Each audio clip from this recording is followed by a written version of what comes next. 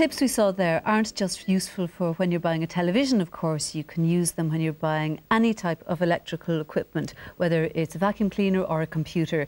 And you can find out more in the workbook that goes with this series.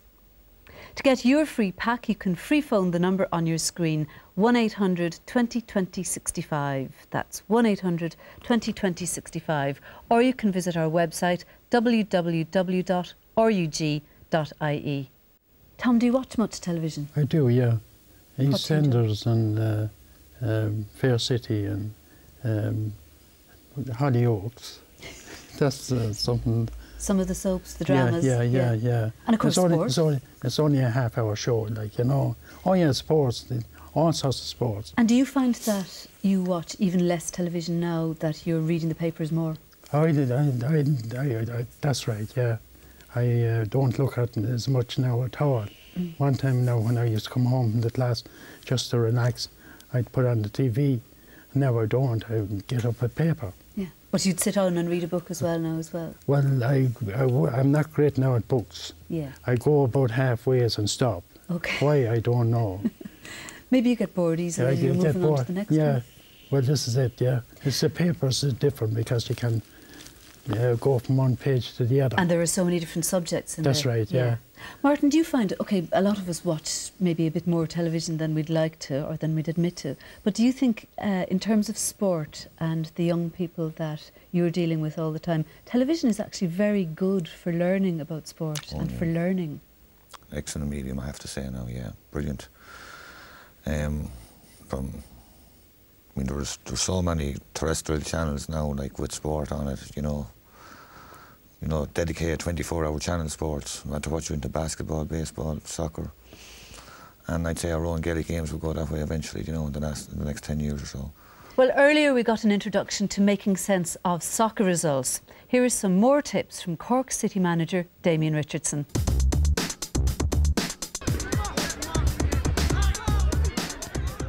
Most football teams play in leagues, and they move up and down the league depending on the results. Across the top of the league table you see P, which is for games played. You'll see W for games won, D which signifies drawn games, and L which signifies lost games. You don't want too many of those in your column. Then you'll see F, which are goals for, and A, which are goals against. And then you see at the very end of it all PTS, which stands for points. And that's the total number of points you've accumulated through up to that period of a particular season. We read tables by reading across the rows and down the columns. So we see in this table that Cork City have won 12 matches. The league table changes every week. Every game you play, you're playing for points. A win gives you 3 points, a draw gives you 1 point, and obviously defeat gives you 0 points. On this table, Shelbourne has the most points, 55. So they're at the top of the table. Waterford United has the least, 12. So they're at the bottom. But if Waterford United win their next game, they'll get 3 more points, giving them 15. They then go up the table ahead of Bray Wanderers. What happens at the end of the season, if there's a tie between two teams, we will take the number of goals we have scored and we'll subtract the number of goals we conceded. The goal difference will then, if it's higher than Shelbourne or Derry City, that means we end up higher than them in the table. During the season, the league table is constantly changing, and you can keep up to date with how your team's doing in the newspapers, on the FAI website or on your team's website. At the end of the season, the number of points accumulated decide how successful or lack of success you've had through that particular season. So every time a game comes up, the most important point are the 3 points at stake. That's the be-all and end-all of my week as a professional football manager.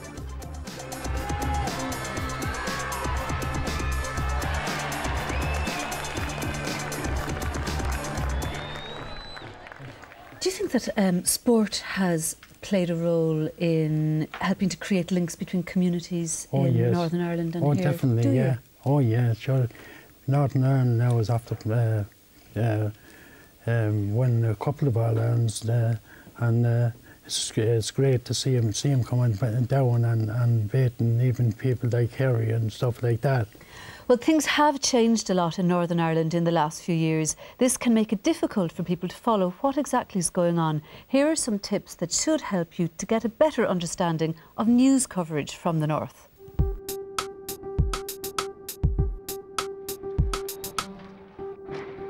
Northern Ireland is rarely out of the news.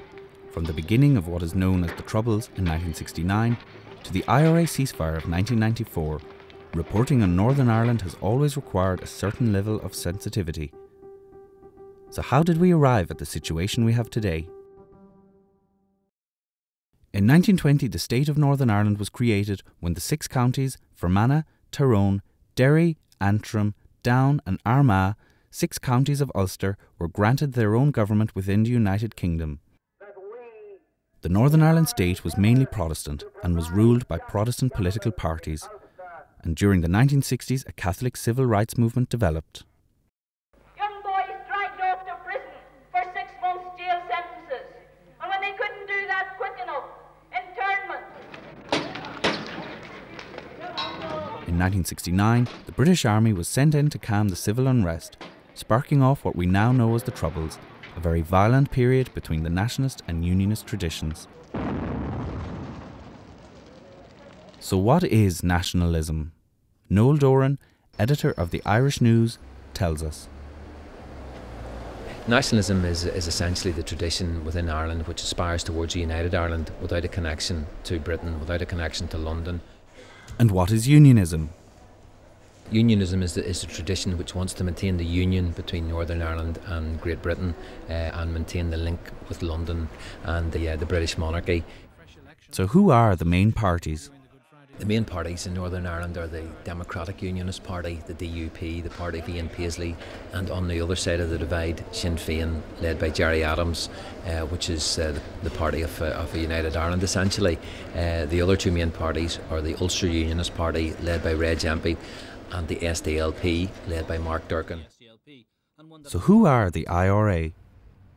Well, the Irish Republican Army reflects the Republican paramilitary tradition. The Provisional IRA's campaign began in the late 1960s in opposition to British rule in Northern Ireland. They were in conflict with the British Army and the police force. They were also in conflict with loyalist paramilitaries. In 1994, paramilitary ceasefires were introduced on both the loyalist and the Republican side. The Provisional IRA has largely faded away into the background, leaving Sinn Féin to dominate the Republican movement and to move towards a position whereby it may well move into a partnership administration with the DUP at Stormont. In 2002, the Irish and British governments began working closer together to push forward the issue of self-governing, and last September there was a significant breakthrough with the St Andrews Agreement. So what did happen at St Andrews? The 2 governments, the British government and the Irish government, after a series of other initiatives, brought together the main parties at St Andrews in Scotland to try and hammer out a revised deal. It looked as though the prospects were bleak, but eventually the 2 governments came up with a set of proposals which they have published and put before the parties, and the parties have given a generally positive response to without completely committing themselves to supporting those proposals. So the parties are now discussing internally what their view of those proposals might be, and there's reasonable optimism but not total certainty that the St Andrews Agreement will result in a return to devolved government, in effect a government administration at Stormont involving all the main political parties here. So with a devolved government looking more likely, who are the people we should be looking out for in the coming months? Dan Keenan, Northern Ireland political editor with the Irish Times, tells us. The new arrangements for the executive at Stormont is a little unlike what most people would be used to already.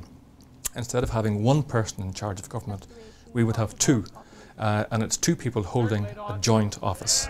The first of those would be referred to as the First Minister, and the second is called the Deputy First Minister. But they actually have equal status, and the 2 of them, 2 office holders, perform the one job. And that's the whole idea, to copper fasten this idea of shared arrangements involving a unionist and a nationalist. The main players to look out for in the next few months would be the Reverend Ian Paisley. He's been around for a very long time now. He's been in politics for over 40 years and he's a man of 80 years of age himself. He could very well emerge from this process as First Minister. He'll be working alongside the chief negotiator from Sinn Féin, Mr. Martin McGuinness. Those are the people that you want to see shaking hands on the steps of Stormont come next March if everything goes according to plan. There's a very complicated timetable regarding the implementation of the St Andrews Agreement, and it's spread over numerous months. The Unionists and Sinn Féin and the other parties will come together at Stormont and form a new executive, a new government for Northern Ireland. It's also round about that time that the people of Northern Ireland will be asked to vote on this new agreement, to give it their assent. And that's it for this week. We'd like to thank our guests for coming in today, to Tom Ling and also to Martin Doyle. Thank you both very much. Next time we'll be discovering how people with disabilities overcome barriers to learning, how to spell those tricky words that sound the same but are spelled differently, and also some really useful tips on how to deal with teenagers. In the meantime, here are those contact details again to get hold of your free student workbook that goes with the series. For your free student pack and workbook, free phone 1800 20 20 65. That's 1800 20 20 65. Or you can go online and visit www.rug.ie or write to The Really Useful Guide to Words and Numbers, care of Nala, 76 Lower Gardner Street, Dublin 1.